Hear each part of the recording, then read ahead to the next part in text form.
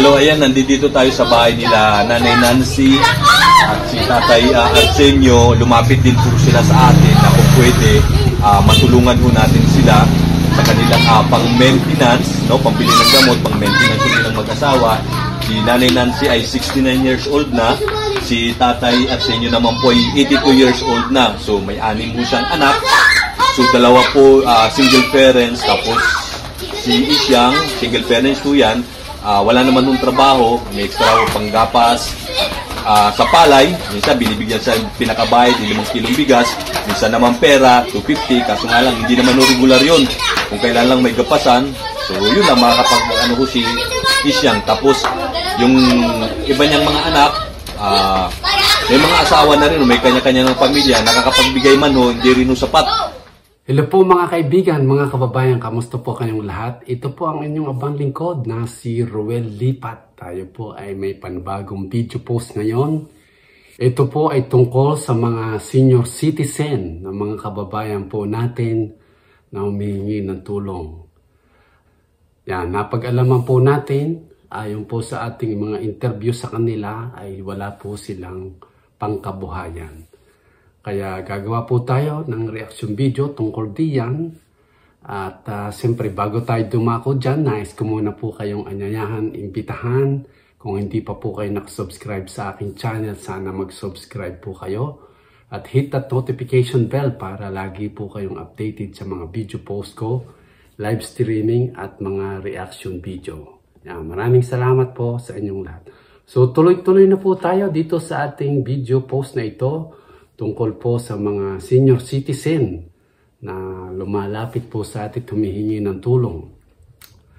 Yan, ito po ay mga na-scout ni Delio TV, taga doon po sa Naik, Cavite, na nakatira po doon sa NHA, National Housing Authority, na sila po ay nasunugan na inilipat po doon. Makikita nyo po na siya po ay in-interview ni Delio TV. At malaman po natin ang kanilang mga pangangailangan. So, ito po yun.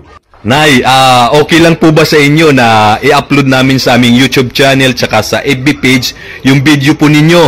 Apo. Okay, sige Nay, i-upload namin to sa aming YouTube channel. Okay, so salamat. Ito po yung bahay ho nila. Ito yung harap. Ay, idugtog. So yung pasok po tayo. Ito yung bahay nila. Ma, gandang hapon.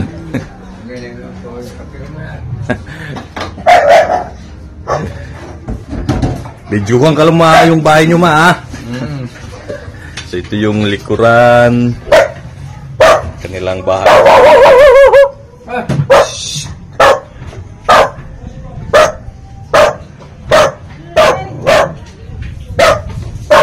So siyempre ito yung kusina. Sige lang, Nay. Sige lang yan, Nay. Sige.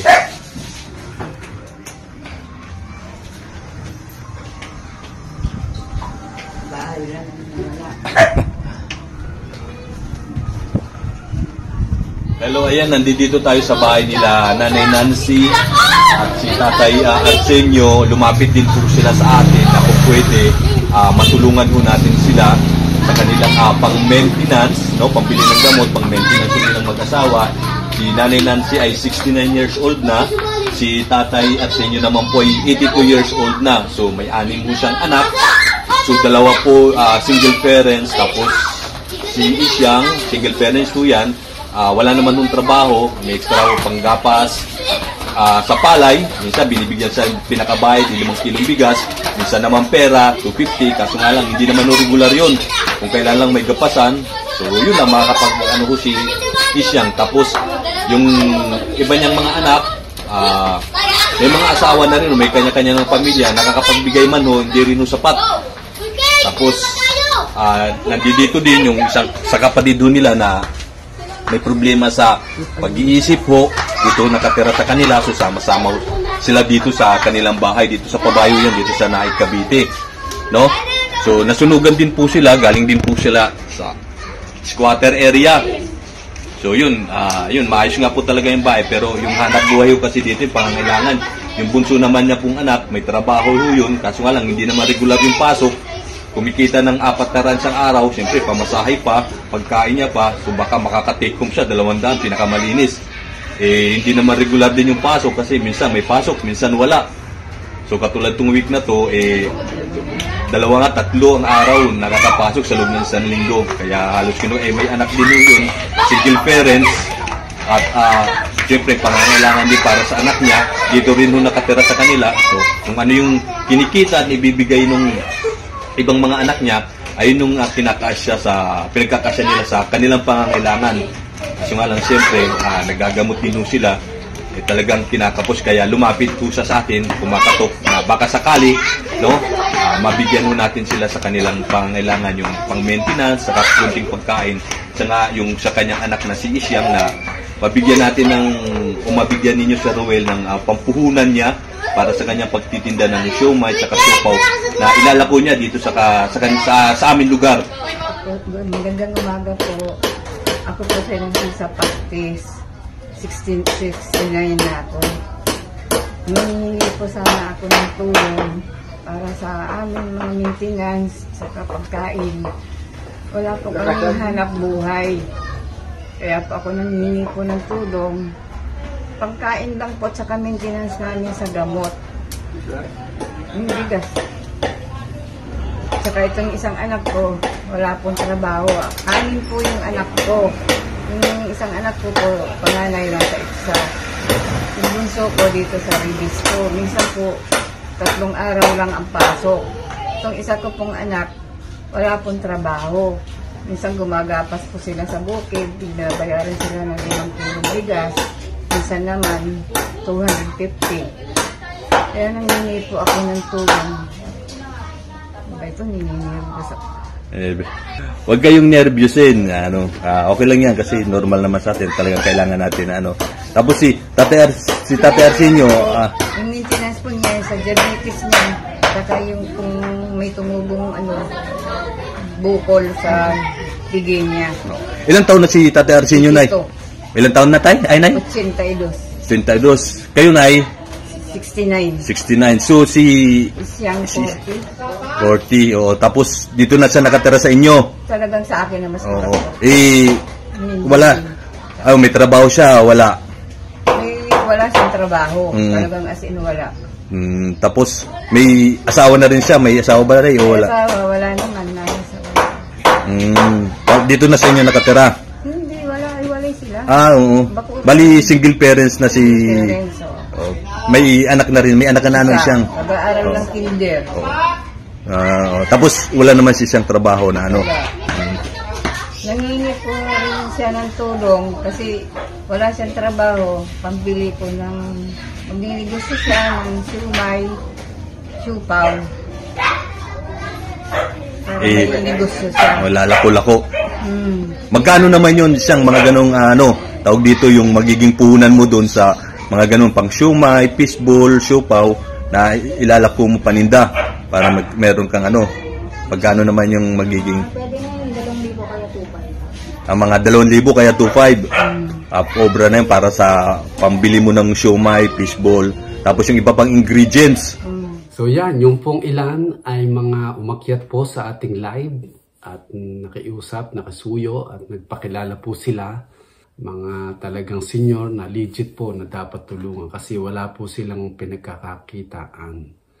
Na napag-alaman po natin, sila po ay mga nasunugan at inilipat po dito sa NHA, National Housing Authority na provided po ng gobyerno. Pagdating po nila dito ay wala po silang pinagkakakitaan. Dahil nang sila po ay napalipat ng barangay, wala po silang rehistro o ID, kaya hindi po sila matulungan. Pero so ating pong live nung isang araw na marami pong nag-comment na dapat po ay kung sila ay mapalipat, ay kuha sila ng ID upang sila ay ma-register na taga roon po sa bagong lugar. At ayon po kay Delio na marami po talaga silang mga nilapitan, nilalang beses pumunta pero talagang wala po silang makuhang tulong. Kaya kami po 10 ng aking team ay tutulong po sa mga kababayan natin na mga senior citizen na wala pong pinangkakabuhayan. Na sa abot po ng aming makakaya, tutulong po tayo sa kanila. Kaya abangan nyo po ang mga susunod na upload namin tungkol sa mga senior citizen na iisa-isahin po nating tulungan. Nakita nyo po na talagang nakikisuyo po sila dahil ang kanila pong mga anak ay may mga asawa at pamilya na wala po talaga silang pangkabuhayan. Sino po ang tatanggap sa kanila kung sila mag-apply ng trabaho, kung sila po ay 82 years old, 78, 69, talagang retirement age na po sila. Dapat ay nag-i-enjoy, pero nga nag-aalala sila dahil wala po silang pinagkakakitaan. Kaya ako po at 10 ng aking team, gagawa po tayo ng paraan na matulungan po silang isa-isa.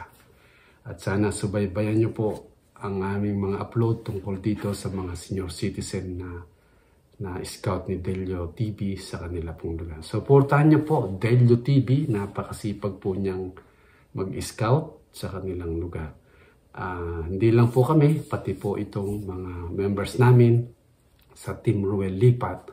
Yan, G. Franco Vlogs, J. Roy Lipat, Luz Lipat Official, Percy Official Channel, April's Love Official, Dong Tigidong, Mar Biranya, Darren Dobson, Geraldo Midronda, Christy Alporte, Lilia Carreño, May 17 Ilocana at Juan Moanme. Kung meron po ako nakalimutan, sana maging active po kayo. Maraming salamat po sa inyong panunood. Sana tuloy-tuloy po at nawa po yung pagpapala ng Panginoong Diyos ay sumainyong lahat. Lagi po kayo mag-iingat, lagi niyong tatandaan. God loves you and Jesus died for you sin. See you soon. Bye-bye.